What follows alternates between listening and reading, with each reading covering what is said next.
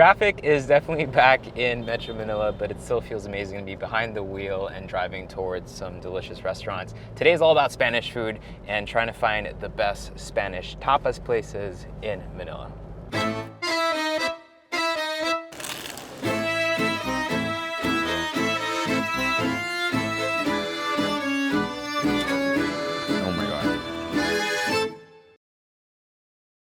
While we're still in the car, might as well talk about today's concept. I love the idea of ir de tapas. It's kind of like Spanish bar hopping. Instead of going for bar to bar for different cocktails, you're actually going from restaurant to restaurant for different types of tapas and small bites, always accompanied with good wine or good drinks. I like to think of tapas as our local pulutan because it's a very hard dish or category to define. It's very hard to say what fits as a tapas and what doesn't, or raciones, or para picar, or like smaller portions of something.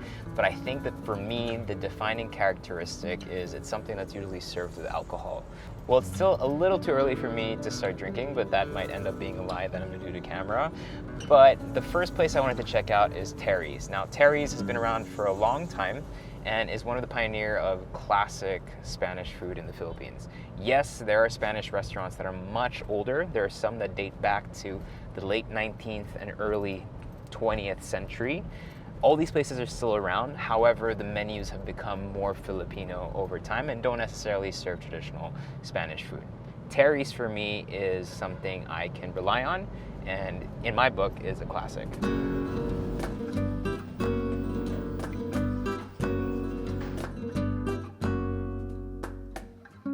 The word tapa, it comes from tapar, which is to cover something. The origin of the concept of tapa, it is said that one of the kings in Spain asked for a glass of wine and then something to eat. So the server prepared a slice of jamón ibérico and put it on top of the glass, tapando, covering. There are three, I would say three versions: the tapas, the pinchos, and orders. Order means many small pieces of something. A tapa would be one. And the pincho is a pick. A piece of omelette, a piece of cheese, and a piece of bread, and put all together with a stick. I did mention that this is kind of like the Spanish version of pulutan, so it makes a lot of sense to start with a beautiful light glass of rosé.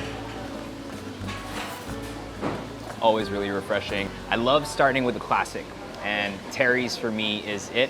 I remember coming here when I was younger, and then when I was older to find specific ingredients that they had in their deli from Spain that I would use. And for me, nothing is more classic than gambas al ajillo, a seemingly very simple dish in terms of ingredients, but there are a couple of things that cooks master to get them absolutely perfect and delicious every time. It's a big serving because I'm starting the day hungry, even though I know we're gonna be hitting lots of different restaurants today. You got lots of pieces of confit garlic there, some dried chilies, I think. That's the best part for me. And this is a type of dish for me that kind of screams Spain and screams tapas. It's probably like, it's like a gateway drug into the tapas scene.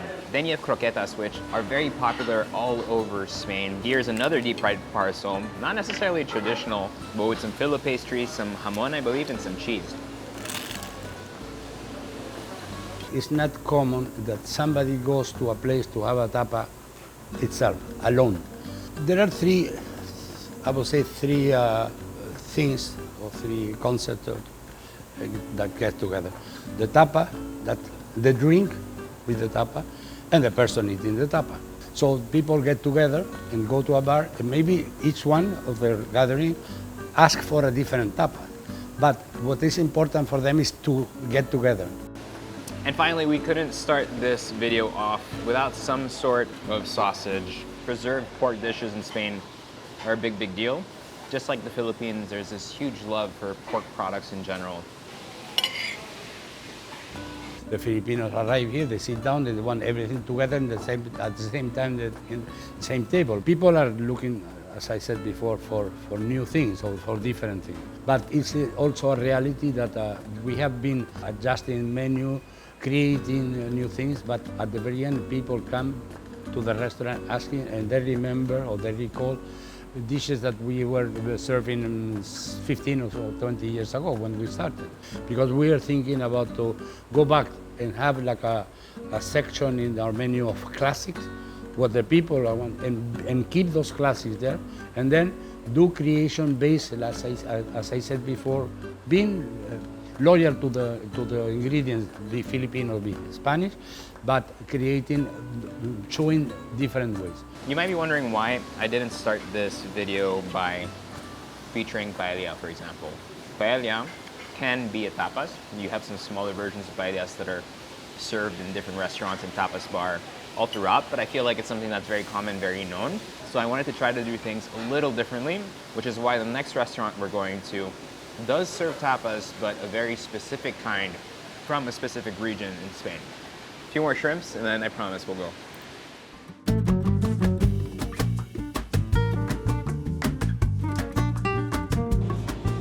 Again, way too much food. So Pintxos is where things can kind of get a little confusing.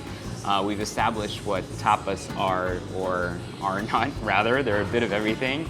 Pintxos are basically the version from the north of Spain, and more particularly usually from the Basque country. It comes from the word pinchar, which means to pierce, so most of the time Pintxos are things you'll find with toothpicks in it, or usually on slices of bread like we have here. So in Bar Pintxos, they have a lot of a whole menu dedicated to just different types of condiments and stuff that you can put on nice, like, crusty bread. We have pan con tomate, we have tortilla de patata with more pan con tomate. We have their creamy bacalao, which is a salted codfish on top of like a sweet, that's interesting. We'll taste that later. Then we have some foie gras. I think this is more creamy bacalao. And then some chorizo and some egg. There's no other way to do this, but let's dig in. I think we'll start with kind of like the most traditional first. So what I love about a good pan con tomate is you kind of want a really crunchy bread, and you kind of let your tomato puree sit on there a little bit so that it gets really nice and moist. So good. And what I love about this dish, it's kind of like a really refreshing dish. That for me is one of my favorite Spanish dishes. Tortilla de patata, which is one of my favorite other dishes, and you see how it's cooked here. It's kind of like nice and liquid inside, which is the way it should be.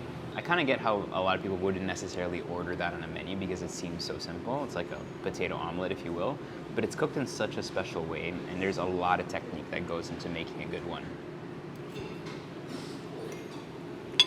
And that's just, it's so comforting. Next we have the bacalao.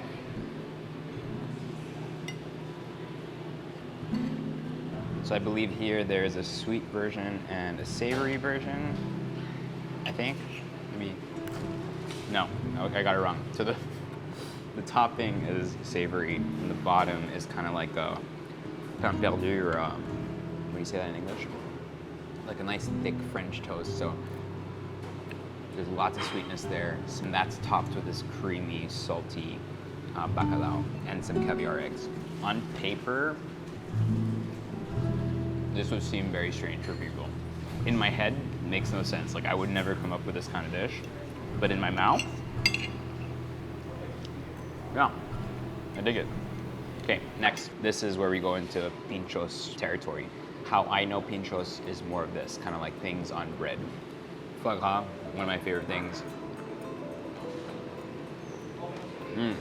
Let's try this other one here. I think this is the creamy bacalao as well.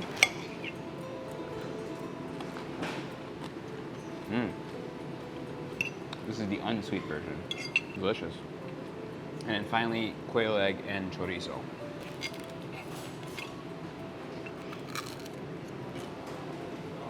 So this really proves that it can be both a heavy meal that you have for lunch or for merienda or dinner, or it can literally just be a tiny snack that you're having with drinks. So now that we've gone from classic to classic meets modern, we're gonna head off to this new place that apparently does things very differently, but just as good.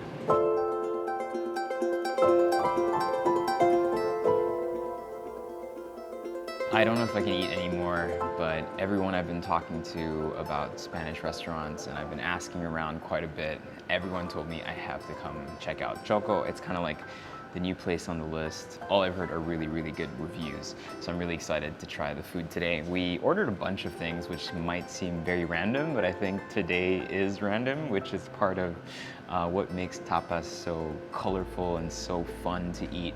Either you're alone like me or with friends. And here, so we have the lengua, which is a beef tongue with some pineapple and a bunch of sauces. We've got octopus carpaccio, which is a nice kind of change from the regular pulpo that you might find, which is mostly grilled most of the time. And then a nice callos, which is a Filipino favorite. It's one of those dishes that was brought in by the Spanish and really became part of the fabric of Filipino culinary traditions, and lots of families have callos. I grew up eating callos, and it's kind of like one of those dishes that just screams comfort when it's done properly, and it's not the easiest dish to do. So when you find a restaurant that does a really good callos, it's usually a good thing. All right, let's dig in. Let's start with the carpaccio.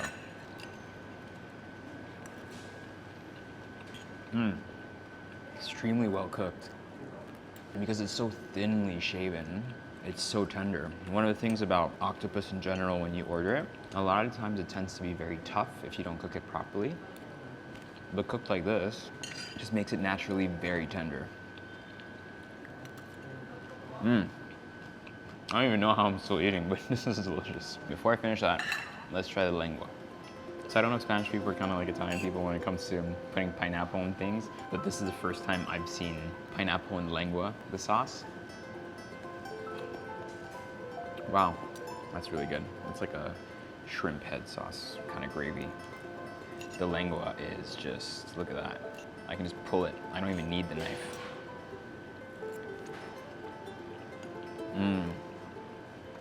So here I have that perfect bite. Pineapple, lengua, and shrimp sauce.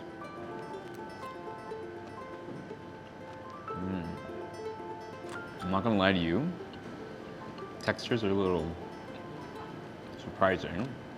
You have the crunchiness of the grilled pineapple, the extremely tender lengua. But it works. But this is what I'm really, really excited about. So that to me looks like a sous vide temperature bath egg.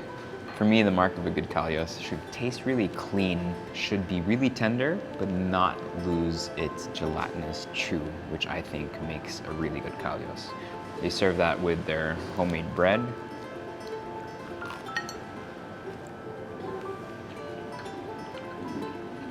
Oh my God.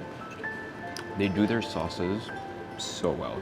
You can tell so much time and effort has been put in kind of mastering those sauces. And the callos, super clean. If you guys are watching this at home and you're jealous, you should be.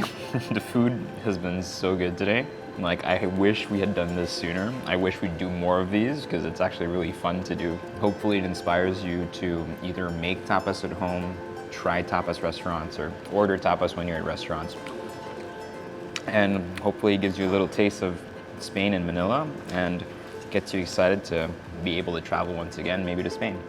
That could be your next destination, because Spain as a food destination is one of the best in the world.